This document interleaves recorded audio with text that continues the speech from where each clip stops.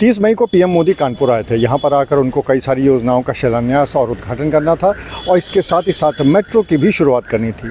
पूरा कार्यक्रम अच्छे से निपट गया। यहाँ पर पीएम मोदी सबसे पहले चकेरी एयरपोर्ट आए थे, वहाँ से हेलीकॉप्टर से जनसभा स्थल तक पहुँचे थे और उसके बाद इसी तरह वापस भी चले गए। लेकिन असली मामला शुरू हुआ इसके बाद। ऐसी 3 तस्वीरें सामने आईं जहाँ पर 3 अलग अलग जगहों पर बीजेपी नेताओं ने पीएम मोदी का स्वागत किया। अरे श्रीमती जी, कुछ तो सस्ता लो, बचत करो। नहीं श्रीमान जी, सब बढ़िया लो, रहने दीजिए। इसमें क्या खास बात है? थोड़े में ज्यादा स्वाद, यही तो है इसकी खास बात। वाह मामा, क्या स्वाद है। अरे मेरे राजा, और मसाला। मामला अब यहाँ से उठा कि इन तीनों ही बीजेपी नेताओं के खिलाफ कहीं ना कहीं मुकदमे दर्ज थे। जो सबसे पहला मामला सामने आया वो बीजेपी नेता संदीप ठाकुर का आया। संदीप ठाकुर के बारे में ये बताया गया कि उसके खिलाफ हिस्ट्री शीट है, बहुत सारे मुकदमे दर्ज हैं और ऐसे हिस्ट्री शीटर को पीएम मोदी से मिलने की अनुमति कैसे मिल गई। कहीं ना कहीं ये सुरक्षा में भारी चूक है। लेकिन उसके बाद पुलिस का बयान सामने आया जिसमें ये बताया गया कि संदीप ठाकुर के खिलाफ कोई भी हिस्ट्री शीट नहीं है और जो पहले थी उसको भी नष्ट किया जा चुका है। उसके बाद एक और नाम सामने आया और वो था अरविंद राज त्रिपाठी का। अगर अरविंद राज त्रिपाठी की बात करें तो इनके घर से कई लोग पार्षद रह चुके हैं और कई बार पार्षद रह चुके हैं और इनको भी बीजेपी का एक पुराना नेता माना जाता है। इनके बारे में भी ऐसा बताया जा रहा है कि इनके खिलाफ भी कुछ मुकदमे दर्ज हैं और इनकी भी मुलाकात पीएम मोदी से करा दी गई थी। इसके बाद जो तीसरा नाम सामने आया वो आया वीरेंद्र दुबे का। वीरेंद्र दुबे पहले दूसरी पार्टी में थे, उसके बाद वो बीजेपी में आ गए और इनके खिलाफ भी कई सारे मुकदमे ऐसे हैं जो कि अभी लंबित चल रहे हैं। इनकी भी मुलाकात पीएम मोदी से करा दी गई। अब अगर हम विपक्ष की बात करें तो विपक्ष लगातार इन तीनों ही तस्वीरों को मुद्दा बनाकर बीजेपी के ऊपर हमलावर है। उनका ये कहना है कि खुद जब पीएम की सुरक्षा में इतनी बड़ी चूक हो सकती है तो फिर बाकी लोगों का तो कहना ही क्या। अब इस पूरे मामले में जो हमारे सूत्र बता रहे हैं वो ये बता रहे हैं कि इस पूरे मामले में पुलिस ने जांच बैठा दी है। हालांकि अगर इसके पूरे प्रोसीजर की बात करें तो प्रशासनिक सूत्र ये बताते हैं कि सबसे पहले लिस्ट वो पार्टी की जो होती है वो जाती है प्रशासन के पास, वहाँ से पुलिस के पास वेरिफिकेशन के लिए भेजी जाती है। उसके बाद जब वहाँ से हरी झंडी मिलती है तब उन लोगों को स्टेज पर या एयरपोर्ट पर या पीएम के नज़दीक आने दिया जाता है। लेकिन क्या है पूरा मामला सच्चाई में, इसको जानने के लिए चलिए हम चलते हैं सबसे पहले प्रशासन के पास और प्रशासनिक अधिकारियों से जानने की कोशिश करते हैं कि क्या इस तरह की कोई भी लिस्ट आई थी, क्या वहाँ से वेरिफिकेशन के लिए भेजा गया था और अगर भेजा गया था तो उसके जवाब में क्या आया था। तो ये तभी पता चलेगा जब प्रशासनिक अधिकारी इस बारे में बताएंगे। इस पूरे मामले में जब हमने प्रशासनिक अधिकारियों से बात करने की कोशिश की तो उन्होंने कैमरे पे तो कुछ भी कहने से मना कर दिया, लेकिन उन्होंने इस संबंध में पूरी जानकारी दी।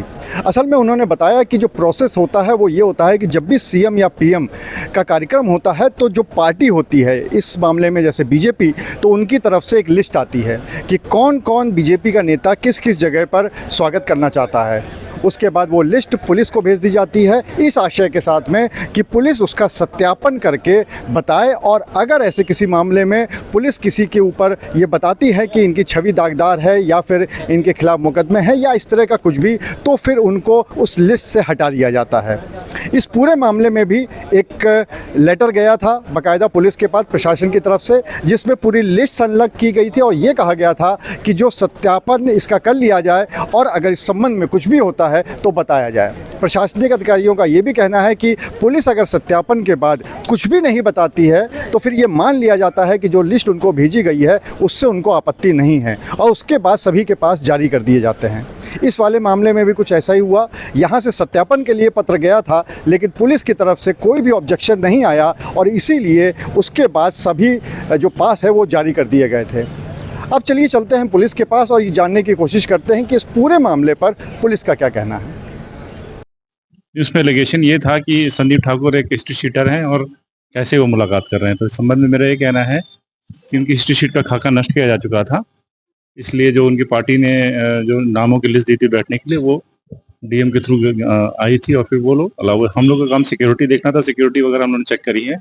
जो फैक्ट्स आए हैं कि हिस्ट्री शीट कैसे नष्ट हुई और क्या है उसके लिए जांच संस्थित कर दी गई है और एक कॉम्पिटेंट ऑफिसर को दिया गया, वो जांच करके जल्दी अपना निष्कर्षण देंगे। क्या सर सत्यापन हुआ था या नहीं हुआ था, इसकी भी जांच चल रही है? किस चीज का सत्यापन?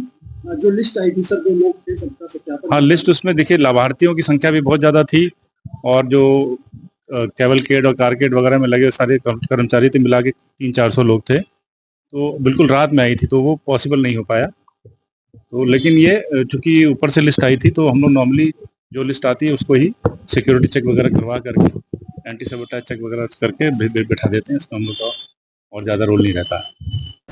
तो जैसा कि पुलिस ने बताया कि इस पूरे मामले में इस बात की जांच की जा रही है कि आखिर संदीप ठाकुर की हिस्ट्री शीट इतनी जल्दी कैसे ख़त्म हो गई और क्या कारण रहे। साथ ही साथ इसमें अन्य तरह की भी जांच की जा रही है। लेकिन जो सबसे बड़ी बात यह है कि जो 3 नाम सामने आ रहे हैं, चाहे वो संदीप ठाकुर हो, चाहे वो अरविंद राज हो त्रिपाठी या फिर वीरेंद्र दुबे, ये तीनों ही के खिलाफ अगर मुकदमे थे और उसके सत्यापन के लिए पत्र प्रशासन की तरफ से भेजा गया था, तो आखिर फिर उनका सत्यापन क्यों नहीं हुआ। और दूसरा और एक सबसे बड़ा सवाल और है कि क्या किसी के खिलाफ मुकदमा होना ही इस बात की गारंटी है कि वो सीएम या पीएम के कार्यक्रम में उनके आसपास नहीं जाएगा। और अगर यही मानक है तो फिर क्या जितने भी माननीय पीएम मोदी के करीब थे, चाहे वो चकेरी पे हों, चाहे वो हेलीपैड पे हों, चाहे वो मंच पे हों, क्या सभी को क्लीन चिट मिली हुई है? क्या किसी के खिलाफ भी मुकदमा दर्ज नहीं है? अनुराग अग्रवाल, TV9 कानपुर। अरे श्रीमती जी कुछ तो सस्ता लो, बचत करो। नहीं श्रीमान जी, सब बढ़िया लो, रहने दीजिए। इसमें क्या खास बात है? थोड़े में ज्यादा स्वाद, यही तो है इसकी खास बात। वाओ मम्मा, क्या स्वाद है। अरे मेरे राजा, राजा और प्योर मसाला।